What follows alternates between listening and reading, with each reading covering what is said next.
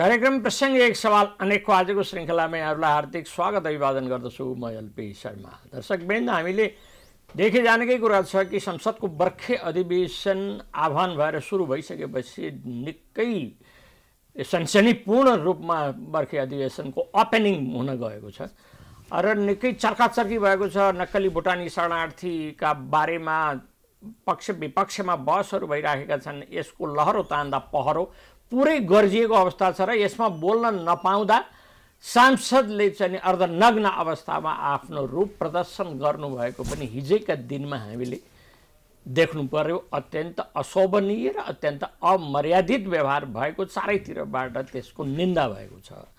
अब फेरि 8 महिनादेखि कामुका रूपमा कार्यरत हरिकृष्ण कार्की सर्वोच्च अदालतका प्रधान न्यायाधीशको हिजो संवैधानिक परिषदले प्रधान न्यायाधीशमा सिफारिस गरेको छ। सम्भवतः उहाँ फुल फ्लेज्ड प्रधान न्यायाधीश हुन सक्नुहुनेछ, भलै त्यहाँ संसदीय सुनवाई समितिले पूर्णता पाउन चाहिँ सकेको छैन, त्यो गठन हुन सकेको छैन।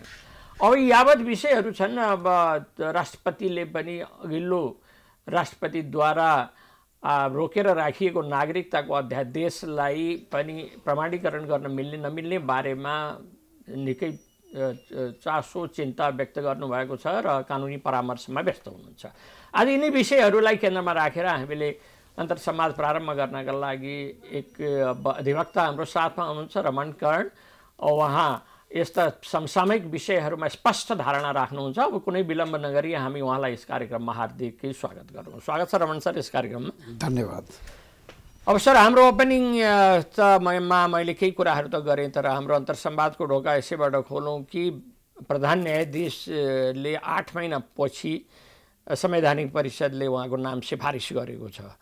अब यो फेरि संसदीय सुनवाई समिति त छैन। संसदीय सुनवाई समितिले सुनवाई गरेर पास नगर्दासम्म त फेरि उस्तै स्थिति होला, के हुन्छ? होइन, 8 महिना मात्रै हामी भन्नु पर्दैन, त्योभन्दा पहिला पनि कामुनै हुनुहुन्थ्यो। त्यो 15 महिना भनौँ, 1 वर्ष, 15 महिना सभा 1 वर्षभन्दा बढी अवधिदेखि चाहिँ सर्वोच्च अदालत भनेको न्यायपालिका जुन छ त्यो चाहिँ नेतृत्वविहीन कामुको आधारमा चलेको। कामु उहाँले सक्नुभयो, फेरि कामु नै भयो। अहिले अब यो संवैधानिक परिषदले बल्ल हिजो चाहिँ यो गर्या हो। यो अहिलेसम्म किन गर्या थिएन र अहिले के मिल्यो, के अचानक मिल्यो भन्ने कुरा त संवैधानिक परिषदले जवाब दिनुपर्ने हो। किन न्यायपालिकाले नेतृत्वविहीन न्यायपालिकाको नेतृत्वले अहिलेसम्म कामु राख्यो भन्ने प्रश्नको जवाबदेही चाहिँ यो संवैधानिक परिषदमाथि जान्छ। हिजोको र आजको अवस्था परिस्थितिमा केही परिस्थितिमा परिवर्तन भएको छैन। व्यक्ति त्यही हुनुहुन्छ। झन् संवैधानिक परिषदले हिजो यो निर्णय गर्नु र योभन्दा पहिला चाहिँ नगर्नु, यो चाहिँ के देखिन्छ भने नेपालको न्यायपालिकालाई उहाँहरूले कन्ट्रोल्ड जुडिसियरीमा लानु भएको छ। इन्डिपेन्डेन्स अफ जुडिसियरी भन्ने कुरा अहिले समाप्त भएको अवस्था देखिन्छ।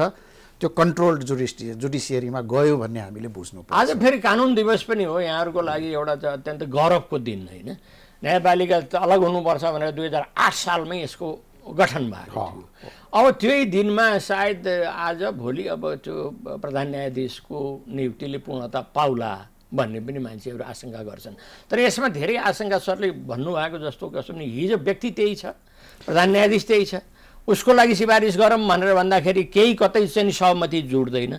तर दिन ढल्दाखेरि पुरै 1 दिन बित्दाखेरि सबै सहमत ठिकठाक। त्यही प्रश्न हाम्रो के उठिरहेछ भने मैले अघि नै भने कि प्रश्न यो होइन कि आज हामीले बल्ल हामी खुसियाली मनाउनु पर्ने कि प्रधान न्यायाधीश हामी पाउन गइरहेको छ, सिफारिस गर्ने अवस्था छैन। हाम्रो लागि र कानुन व्यवसायी र बारले यो अब सोच्नुपर्ने अवस्था छ कि वास्तवमा न्यायपालिकाको स्वतन्त्रता कायमै छ या राजनीतिक दलको नियन्त्रणमा यो जानेको निगाहमा भन्ने प्रश्न चाहिँ अब आइसक्यो। संवैधानिक परिषदका सदस्यहरूले यसको जवाब पहिला दिनुपर्छ आम नागरिकलाई। न्यायपालिकालाई हामी स्वतन्त्र नै राखेका छौँ कि यसको अस्तित्व अब निहित भइसक्यो भन्ने कुरा बोल्नु पर्छ। एक झट्कामा फेरि हिजो चाहिँ पुरै चाहिँ त्यही त यो सहमति, यो असहमति, यो यत्रो दिनको विलम्ब, यो यसको कुनै न कुनै जस्टिफिकेसन त दिनु पर्यो। जस्टिफिकेसन त केही पनि छैन भनेपछि उहाँहरू यो पदमा कसरी संवैधानिक परिषदमा कसरी हुनुहुन्छ त? के को लागि हुनुहुन्छ त? संवैधानिक परिषदको केही संवैधानिक कर्तव्य होला, त्यो कर्तव्यबाट उहाँहरू त चुक्नु भयो नि। आजको दिनमा चाहिँ यसरी एकैचोटि चाहिँ तपाईँले गर्न, तपाईँले चाहेको बेलामा गर्न मिल्ने, रहेछ, तपाईँले नचाहेको बेलामा गर्न नहुने, यस्तो पनि हुन्छ र कानुनलाई यति चाहिँ तपाईँहरू निरीह बनाइदिनुहुन्छ संविधानलाई। खैर अब यो 8 महिनादेखिको त्यो डेडलक भनौँ न एक किसिमको त्यो फुकेको छ। अब चाहिँ 1-2 दिनमा अब उहाँको पूर्णता आउला, यसलाई अब एउटा सकारात्मकै रूपमा ल्याउँ ढिलै भए पनि। अब अर्को कुरा चाहिँ नि यो अघिल्लो राष्ट्रपतिद्वारा 2 चोटि संसदले पास गरेर पठाएको जुन नागरिकता अध्यादेश छ, अहिले विधेयकको रूपमा गइसकेको छ। अध्यादेश त पहिले विधेयकै रूपमा गएको, विधेयकै रूपमा, अध्यादेश त होइन विधेयककै रूपमा गएको थियो, 2 चोटि गएको विधेयकलाई चाहिँ नि अहिलेको राष्ट्रपतिबाट यो मन्त्री परिषदको आग्रहमा र चाहिँ नि अनुरोधमा त्यसैलाई चाहिँ नि ठ्याक्कै चाहिँ दराजबाट निकालेर प्रमाणीकरण गर्न मिल्छ अथवा मिल्दैन भन्ने कुरा चाहिँ नि निकै विवादको विषय भयो। यो विषय कस्तो हो सर? यो विवादको विषय हुनु हुँदैन थियो।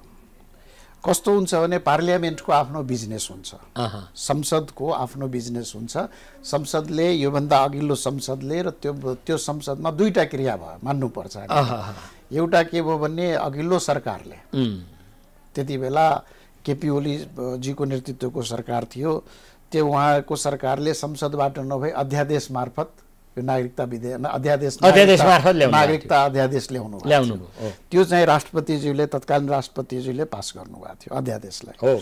पछि सम्मानित सर्वोच्च अदालत या के भयो त्यसमा त्यो अध्यादेश चाहिँ क्रियाशील हुन सकेन, विधेयकबाट लैजाऊ भन्यो सर। त्यसपछि के भयो भने संसदमा यो कुरा उठ्यो, संसदले पास गर्यो, संसदले पास गरेर राष्ट्रपतिकोमा पठायो प्रमाणीकरणको लागि, स्वीकृतिको लागि।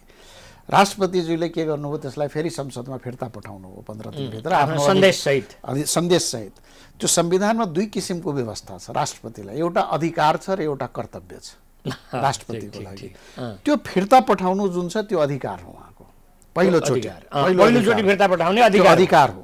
संविधान त उहाँको अधिकार छ, त्यो अधिकार प्रयोग गर्नुभयो। त्यसपछि संसदले के गर्यो भने फेरि जस्ताको त्यस्तै त्यो विधेयकलाई स्वीकृतिको लागि राष्ट्रपति फेरि पठायो। त्यसपछि अब उहाँलाई अधिकार रहेन, अब उहाँको कर्तव्य बन्यो।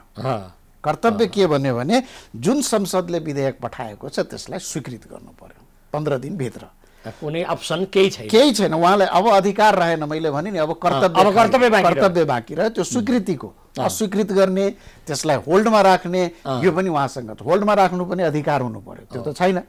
संविधानमा क्लियरली व्यवस्था के छ, 15 दिनभित्र स्वीकृत गर्नुपर्ने भन्ने व्यवस्था छ, स्पष्ट छ। त उहाँले गर्नु भएन। त्यसपछि परिवर्तन भयो। परिवर्तन के भयो, यो संसद पनि नयाँ आयो, त्यसपछि अर्को राष्ट्रपति पनि नयाँ आउनुभयो, 2टै आउनुभयो। तर प्रश्न के उठ्छ भने संसदले पास गरिसकेको जो राष्ट्रपतिकोमा गइसकेछ स्वीकृतिको लागि, त्यो संसद खारिज हुँदैमा या नयाँ संसद आउँदैमा त्यो संसदको विषय होइन नि, त्यो त पास संसदले आफ्नो कार्यवाही त समाप्त गरेर त्यसको बिजनेस समाप्त भएर राष्ट्रपतिकोमा गइसकेको घरि एउटै बिजनेसमा गरिराख्नु हुँदैन। अब त्यो चाहिँ संसदमा फेरि फर्काउनु पर्ने होइन। त्यो जुन राष्ट्रपति जुन पहिलो योभन्दा हाम्रो राष्ट्रपति भनेको राष्ट्रपति व्यक्ति होइन नि, त्यो त निकाय संस्था हो। त्यो संस्थाले के गर्नु पर्यो भने त्यो विधेयकलाई अब जुन अवस्थामा संसदले पठाएको छ त्यो अवस्थामा जस्ताको त्यस्तै उहाँले अविलम्ब स्वीकृत गर्नु पर्यो। यसलाई विवादको विषय बनाउनु, छलफल विवाद गर्नुपर्ने कुरै छलफलको कुरै छैन। छलफलको अब अधिकार कहाँ रह्यो? केमा छलफल गर्ने? संसदले छलफल गरेर संसदले पास गरिसकेको छ, संसदलेमा तपाईँ फेरि फिर्ता पठाउनु भयो, त्यो राष्ट्रपति व्यक्ति होइन नि, संस्थाले फिर्ता पठायो, संस्थाले पठाएको फेरि संसदले तपाईँलाई राष्ट्रपतिकोमा पठायो। अब तपाईँ स्वीकृत गर्नको बेलामा फेरि अब तपाईँ छलफल थाल्नुहुन्छ। यो के देखिन्छ भने हाम्रोमा अलिकति, म बेइमानी त भन्दिनँ राजनीतिक दलहरूको पनि, तर यो राजनीतिक इमान्दारीको कमी देखिन्छ। अध्यादेश मार्फत अध्यादेश ल्याउने दल पनि आज चाहिँ यसको विरोधमा हुनुहुन्छ, राष्ट्रपतिले यो पास गर्न मिल्दैन भनिराख्नु। अध्यादेश ल्याउने निकाय, अध्यादेश ल्याउने दलले त्यही संसदले जब विधेयक ऐन बनाएर पठाउँछ त्यसको विरोध गर्नुहुन्छ। त्यसलाई हामी के भन्ने, यो इमान्दारीको कमी देख्ने हो भन्ने। फेरि त्यसैलाई चाहिँ अध्यादेशबाट पठाउँदाखेरि तुरुन्त पास गर्नुपर्छ भन्ने कुरा आउँछ, भएको पनि छ, अहिले फेरि ल्याउन सक्छ। त्यसकारण यो के देखिन्छ भने हामीमा अलिकति राजनीतिक अपरिपक्वता र राजनीतिक इमान्दारीको कमी देखिएको राजनीतिक दलमा, त्यसकारण यति विसङ्गतिहरू। केही वरिष्ठ अधिवक्ताहरूको भनाइ पनि मैले सुन्छु कि होइन अब त्यो त मिल्दैन, किनकि सबै कुरा सेटिङ नयाँ भइसक्यो, चुनाव भयो, चुनाव भएपछि जनप्रतिनिधिहरू नयाँ आउनुभयो, त्यसपछि मन्त्रीमण्डल नयाँ भयो, राष्ट्रपति नयाँ, उपराष्ट्रपति नयाँ, सबै नयाँ। त्यो भएपछि त अघिल्लो संसदले चाहिँ नि के गर्यो अनि राष्ट्रपति कार्यालयका दराजमा के थन्किएको छ त्यो दराजबाट निकालेर कहाँ मिल्छ भन्ने पनि चाहिँ तर्क छ कि? यो तर्कसँग म कहाँनिर सहमत छैन भने यो सबै कुरा नयाँ भयो, तर संविधान त नयाँ छैन। संविधान त त्यही संविधान, कानुन त त्यही हो। त जब त्यही संविधान छ भने त्यो व्यक्ति नयाँ हुँदैमा संसदले पास गरेर पठाइसकेको कुरा फेरि संसदमा फर्किन्छ भने संवैधानिक व्यवस्था छ र? त्यस्तो त छैन। त्यसो यदि हुने हो भने तपाईको 15 दिनभित्र राष्ट्रपतिले स्वीकृत गर्नुपर्नेछ दोस्रो चोटि जाँदा भन्ने जुन संविधान लेखेको संवैधानिक व्यवस्था त्यो चाहिँ तपाईको के हुन्छ भने भोइड हुन जान्छ। कारण के 15 दिनसम्म 15 दिनभित्र राष्ट्रपतिले गरिदिनु भएन स्वीकृत, अब के हुने त? 16 दिनपछि फेरि संसदमा जानु पर्यो त्यो विधेयक? यस्तो पनि व्याख्या हुन्छ। भारतमा विवाद उठ्यो एउटा, यस्तो केस छ, यस्तै केस छ, विवाद उठ्यो। त्यहाँनिर एउटा डिसिजन छ, त्यो अब समय छोटो छ नत्र म तपाईको विस्तृतमा भन्थे। त्यसमा स्टेट प्रदेश सरकारमा यस्तै विधेयक पारित भयो, विधेयक पारित र गभर्नरकोमा पठायो, गभर्नरकोमा स्वीकृतिमा पठाउँदा गभर्नर त्यहाँ एउटा के व्यवस्था छ, या त गभर्नरले स्वीकृत गरिदिनु पर्ने या त्यसलाई लाग्यो भने राष्ट्रपतिकोमा पठाउन सक्छ स्वीकृतिको लागि। उसले के गर्यो भने राष्ट्रपतिकोमा पठायो। राष्ट्रपतिकोमा पठाउँदा त्यहाँबाट फर्किँदासम्म के भयो भने त्यो स्टेट एसेम्ब्ली जुन छ त्यो डिजल्भ भइसक्यो र फेरि नयाँ आयो। नयाँ आउँदा त्यहाँबाट फेरि के भयो भने राष्ट्रपतिले त्यसलाई पठायो छलफलको लागि, जसरी हाम्रोमा पहिलोचोटि छलफलको लागि। त्यो छलफलको लागि पठाउनु भनेको के हो? अब यदि त्यो संसद डिजल्भ हुने बित्तिकै, विधानसभा डिजल्भ हुने बित्तिकै त्यो विधेयक समाप्त भइहाल्ने भने त्यो छलफलको लागि त आउने थिएन। त राष्ट्रपतिले छलफलको लागि पठाउँदा छलफल लागि आउँदा विवाद सर्वोच्च अदालतमा गयो। सर्वोच्च अदालतले त्यहाँ के बोलेको छ भने होइन, त्यो तपाईको विधेयक जुन पास गरेर विधायिकाले त्यहाँ पठाइसक्यो त्यो अब चाहिँ संसदको विषय रहेन, अब त्यो राष्ट्रपतिले टुङ्ग्याइसकेको कुरा। अब त्यसपछि राष्ट्रपतिले फिर्ता पठाउनु, त्यसमा पुनर्छलफल गराउनु यो नयाँ संसदले गर्न सक्छ, नयाँ विधानसभाले गर्न सक्छ र त्यो उसको जुरिस्डिक्सनभित्र पर्छ भनेर बोल्यो। भनेपछि हाम्रोमा पनि त अवस्था त्यही होइन, संसद त समाप्त भइहाल्यो। हाम्रोमा फरक अवस्था के छ भने संसद हुँदैखेरि छलफललाई पठाउनु भयो त्यो सन्देश सहित, त्यो सन्देश उपर फेरि राष्ट्र संसदले उहाँलाई जस्ताको तस्तै पठाएपछि भारतको रेफरेन्स दिनुभयो। यो कति सालको कुरा? यो भारतको तपाईँको म रेफरेन्स चाहिँ तपाईँको फैसलै भनिदिन्छु, यो अलि सजिलो पनि हुन्छ दर्शकहरूलाई बुझ्नको लागि। यो चाहिँ तपाईको AIR इन्डिया अल इन्डिया रिपोर्टरमा प्रकाशित छ, AR 1962 सुप्रिम कोर्टको है। यो चाहिँ तपाईको पुरुषोत्तम मान नाम बुद्धिरी पेटिशनर स्टेट अफ केरलाको हो। यो केरलाको यो चाहिँ तपाईको 1962 को है। तर संविधान त त्यही छ, मैले भने तपाईले सब चिज नयाँ भन्नुभयो, तर संविधान त त्यही हो नि, व्यक्ति फेरिन सक्छ, संविधान त त्यही हो, कानुन त त्यही हो, नयाँ आउने व्यक्तिले त्यही संविधान बमोजिम पो कार्य गर्ने हो। त्यसकारण अहिलेको संसद जुन छ भन्ने नयाँ आउँदैमा संसदले पुरानो संसदले पास गरेर छलफलमै डिबेटको विषय रहन्थ्यो, संसदमै रहन्थ्यो भने त्यो अर्कै कुरा हुन्थ्यो, कानुनी प्रश्न हुन्थ्यो। तर अब यो संसदको बिजनेस रहेन। त्यसकारण अब यो छलफल चलाउनु भनेको ती नागरिक, योग्य नागरिक जो नेपाली नागरिकता लिनको लागि योग्य छन्, योग्य भएर बसेका छन् तिनीहरूलाई अनागरिक तपाईँ कायम गर्दै हुनुहुन्छ। त्यसप्रति राष्ट्र संवेदनशील देखिएन। तपाईँ अनागरिक भनेर कसरी राख्न सक्नुहुन्छ? कुनै व्यक्ति अनागरिक त व्यक्ति हुनै सक्दैन। कुनै व्यक्ति 1 घण्टामा गएर नागरिकता लिन सक्छन्, लिए विवाद आएपछि। तर यी वर्षौंदेखि अनागरिक भएर बसिरहेका छन्, ती व्यक्तिको बारेमा संवेदनशील हुनुपर्ने राष्ट्र। यो त नागरिकता भनेको विषय राजनीतिक विषय हो र यो त कानुनी विषय हो नि। अन्तर्राष्ट्रिय सन्धिहरू सबैले यसलाई बोलिसकेको कुरा हो। कानुनी विषय राष्ट्रले चाहिँ यसरी चाहिँ तपाईको के हुन्छ भने घरि यो दल आउँदा यस किसिमको कुरा हुने, यो दल आउँदा अनि नागरिक चाहिँ अनागरिक भएर बस्नुपर्ने। अब अहिले सर्वोच्च अदालतले सहयोग नगरिदिएको भए, आदेश नगरेको भए ती व्यक्तिहरूको त पढाइ लेखाइ जस्ता यो आवश्यक कुराहरू, त्यो पनि फन्डामेन्टल राइट्स, त्यो पनि उपभोग गर्नबाट वञ्चित हुन्थे। तपाईँ ती जन्म के भन्छ जन्मको आधारमा लिएका व्यक्तिहरू जो नागरिकता लिए त्यसको सन्तानलाई अनागरिक मान्ने भनेर संविधानमा व्यवस्था छ। संविधानले त वंशजको दिने भनेर व्यवस्था छ। त तपाईँ अहिले यो ब्युरोक्रेसी केले चल्या हो? कानुनले चल्या हो, संविधानले चल्या हो भने त उनीहरू पाउनु पर्थ्यो। त्यो निषेधित व्यवस्था त छैन र पनि तपाईँ दिइरहनु भएको छैन भने हामी कानुनको शासनलाई माथि, कानुनको शासनमाथि नै गम्भीर प्रश्न उठाइरहेका छौँ कि कानुनभन्दा माथि पनि कुनै निकाय र कुनै संयन्त्र छ जो यो कुराहरूलाई सधैँ र सधैँ विवादको विषय बनाउँछ। अब सर एउटा यो विषयमा ठ्याक्कै मैले सरको स्पष्ट एउटा जवाफ पनि म चाहन्छु। त्योभन्दा पहिला राष्ट्रपतिले 15 दिनभित्र दोस्रो पटक चाहिँ संसदले पास गरेर पठायो कुनै चाहिँ विधेयक भने अनि 15 दिनभित्र प्रमाणीकरण गर्नुपर्ने छ भनेर लेखेको छ। कर्तव्य उहाँको। अब त्यो नगरे के हुन्छ भन्ने कुरा लेखेको छैन, त्यसकारण चाहिँ नि अब नगर्दा पनि भयो भन्ने एक थरीको तर्क छ कि सर? अनि यो तर्क गर्नु जुन छ नि, त्यो तर्क गर्ने स्वतन्त्रता सबैलाई छ। तर मैले के भने जसरी अहिले नै भन्नुभयो तपाईँ, संवैधानिक हाम्रो आजको यो छलफलको पहिलो प्रश्न थियो तपाईँको, संवैधानिक परिषदले अहिले सिफारिस गर्यो। कति महिनापछि गर्यो? 8 महिना, सवा 1 वर्ष भने। सवा 1 वर्षपछि संविधानमा के लेखेको छ? यति वर्षसम्म गरेर यति अवधिभित्र गर्नुपर्ने, के भन्छ खाली राख्नुपर्ने भने त छैन। सिफारिस प्रधान न्यायाधीशको पद खाली हुनुभन्दा पहिला पठाउनु पर्ने भनेको छ। 1 महिना पहिला भने त त्यो पठाउनु पर्ने जुन अधिकार संवैधानिक परिषदको छ त्यो मरेको छैन। त्यति दिनभित्र यदि पठाएन भने त्यसपछि अधिकार संवैधानिक परिषदको अधिकार समाप्त भइसक्यो भन्ने रहँदैन। छैन। त्यसकारण त्यो संविधानमा 15 दिनभित्र गर्नुपर्ने फिर्ता पठाओ, के भन्छ स्वीकृत गर्नुपर्ने जुन भनेको छ, त्यो केही कारणवश यदि तपाईँको भएन भने 16 दिनपछि फेरि यदि समाप्त भइहाल्ने हो भने यो संसद, यो कानुन बनाउने अन्तिम अधिकार को माथि रहन गयो? राष्ट्रपतिमाथि। उसले 15 दिन समाप्त गरिदिसकेपछि 16 दिनपछि त सक्यो। त त्यसपछि पार्लियामेन्टको जुन विशेष पार्लियामेन्टको चाहिँ कानुन बनाउने अधिकार छ र दोस्रो चटपटक पठाउँदा स्वीकृत गर्नै पर्ने जुन व्यवस्था छ त्यो त राष्ट्रपतिको निगाह र निरीह बन्ने भयो नि त्यसको अगाडि।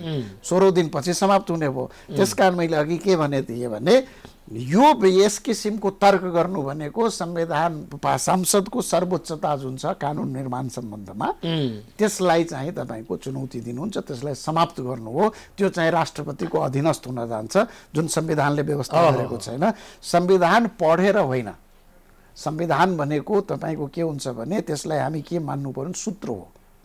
त्यो व्याख्या गर्नुपर्ने हो। त्यो कथा पढे जस्तै यहाँ लेखेको छ निबन्ध जस्तो त्यसको व्याख्या हुँदैन। त्यसको उद्देश्य के हो भने 15 दिनभित्र गर्नुपर्ने भनेपछि एउटा कर्तव्य तोकेको छ। 15 दिनभित्र गरेन भने त्यसपछि त्यो विधेयक स्वतः समाप्त भइसकेपछि त के अर्थ रह्यो? त्यो त मान्छे कस्तो चाहिँ इलोजिकल तर्कहीन चाहिँ नि बडा कमजोर तर्कमा अडिएको हुन्छ कोही मान्छे कि 15 दिनभित्र प्रमाणीकरण गर्नुपर्ने छ भनेपछि त सिद्धियो त होइन। त्यसो भए त 5-5 वर्षमा चुनाव गर्ने भनेर लेखेको छ नि त। चुनाव भएन भने के हुन्छ भनेर पनि त्यहाँ लेख्नु अनि त्यही त भन्छ। संविधानमा हामी सबै चिज लेख्न थाल्यो भने त्यो कार्यविधि पनि त्यही लेखौँ, नियावली ऐन पनि त्यसैमा लेखिदिउँ, सब कुरा त्यही लेखिदिउँ न सिद्धियो नि। अरू के पनि चाहिएन, यत्रो बनाइदिउँ। आज तपाईँको के हुन्छ भने हामी कानुनको सर्वोच्चतालाई स्वीकार गर्ने हो भने अमेरिकामा त्यत्रो सानो संविधानले यत्रो वर्ष चलिरहेछ। हामी सधैँ संविधानै फेरिरहन्छौँ, फेरि छोरा फेरि यो संविधानमाथि अनेक प्रश्न हामी उठाइरहेका छौँ जो यत्रो 2 चोटिको संविधान सभा निर्वाचन पछि बनेको संविधानमा पनि यस्ता कुतर्क गरेर। तर जो व्यक्तिले यो तर्क गरिरहनु भएको छ कि यो समाप्त भइसक्यो त्यो व्यक्तिले यी के भन्छ गैर नागरिकको रूपमा जुन बस्नु परिरहेको छ तिनीहरूको बारेमा, त्यसको सोल्युसनको बारेमा के बोल्नु भएको छ? अब यो सरले भन्नु हो नि गैर नागरिकको रूपमा 18-19 वर्षदेखि चाहिँ नि नेपालका विभिन्न क्षेत्रमा चाहिँ नि नेपालीहरू छन्।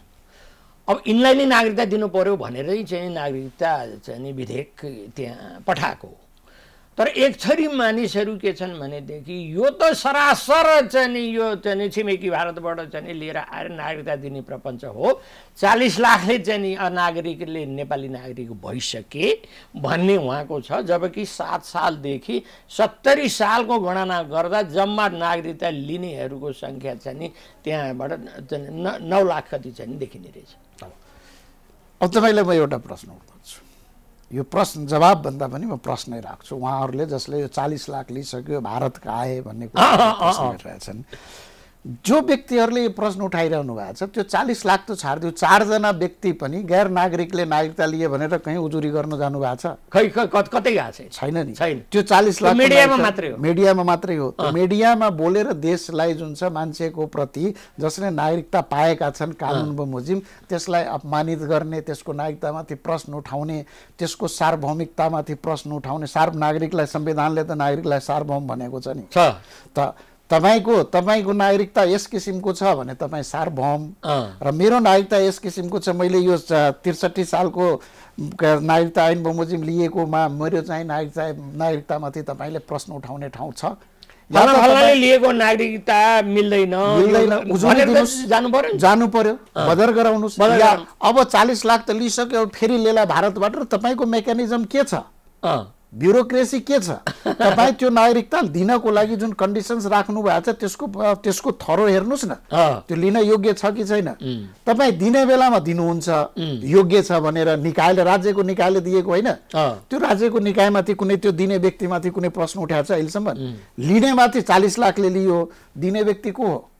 दिने व्यक्ति जिल्लाधिकारी होइन, सरकार होइन, प्रश्न उठ्यो। अनि तपाईँ त्यो 40 लाख लिइसकेको व्यक्तिलाई तपाईँ अपमानित गर्ने व्यक्तिलाई किन दिइस् भनेको छैन। त्यो जसले लियो 40 लाख होइन, आँकडा त तपाईँले नि भन्नु 9 लाख आइरहेको छ 70 वर्षमा। 70 वर्षमा त त्यो 9 लाख माथि 9 लाखले जसले नागरिकता पायो त्यसमाथि तपाईँले यसरी प्रश्न उठाउने अधिकार राख्नुहुन्छ? त्यो तपाईँलाई, तपाईँ सरहकै समान नागरिक होइन, तपाईँ सरहकै सार्वभौम नागरिक होइन। हिजोको दिनमा महान चाहिँ व्यापक छलफल भएको र अब आएको भन्ने कुरा चाहिँ नि मैले सामाजिक सञ्जालहरूमा हेरेँ होइन। अब नागरिकता विधेयकको कुराले चलमलाउन थाल्यो देश। अब पुरै चाहिँ सारा भारतीयहरूलाई नागरिकता दिने प्रपञ्च भयो, यसको विरोध गर्नुपर्छ भनेर तमाम मान्छेहरू उफ्रिराखेका छन्। हेर्नुहोस्, यो त्यही त यो अपरिपक्वता हो। यो तपाईँ शङ्काले तपाईँ कुनै निकायलाई, के भन्छ कुनै समुदायलाई, तपाईँ विशेष समुदायलाई यो भारतबाट ऊ भयो, यहाँ बस्नेहरू भारतीय भएन, उनीहरूले नागरिकता लियो भन्नु भनेको के हो भने यो देशप्रति ठुलो तपाईँको के हुन्छ भने यो धोकाधडी। कसले दिएर लिए? कसरी लिए? कसले दिएर हुन्? दिनेको हो त, फेरि दिनेको हुन्। त्यो नागरिक होइन भने तपाईँ फेरि कानुन बमोजिम रीतपूर्वक तपाईँ कहीँ जानुहुन्न। तर तपाईँ मिडियामा, तपाईँ पत्रिकामा यो सबमा तपाईँ प्रश्न यसरी उठाइरहनु भएको छ। त यो चाहिँ गम्भीर विषय हो। अब यो सर, अब हामी कार्यक्रमको अन्तिम चरणमा छौँ। यो जुन गैर भुटानीहरूलाई भुटानी बनाएर, नक्कली भुटानी शरणार्थी बनाएर पठाउनेमा चाहिँ सारा राज्यका संयन्त्रहरू लागेको छ नि। अब हाई प्रोफाइल नेताहरू पनि तानिँदै गरेको अवस्थालाई चाहिँ सरले चाहिँ नि कसरी अध्ययन गरिराख्नु भएको छ? यो वास्तवमा कुनै जुन माध्यमबाट अहिले उठ्यो नि यो गैर के भन्छ भुटानीलाई, यो विषय जुन अहिले उठेको छ त्यो चाहिँ निश्चय नै सराहनीय विषय छ। र यसले एउटा के देखायो भने वास्तवमा हाम्रो राजनीतिक नेतृत्व पनि भ्रष्टाचारमा लिप्त छन् भन्ने कुरा देखायो है। त्यसकारण अहिले जुन विषय उठाइएको छ र जसरी राज्य लागेको छन् त्यो अरू पनि विषयमा यसै गरी लाग्नुपर्छ। भ्रष्टाचारलाई निर्मूल पार्नको लागि राज्यपालले उठाएको कदमप्रति चाहिँ जनताले सहयोग गर्नुपर्छ। आम नागरिकले अहिले विरोध गर्ने व्यक्तिहरू या दलहरू जुन छ त्यो वास्तवमा भ्रष्टाचारलाई प्रश्रय दिने खालको व्यक्ति हुनुहुन्छ। उहाँ आफूलाई कानुनभन्दा माथि राख्नुहुन्छ।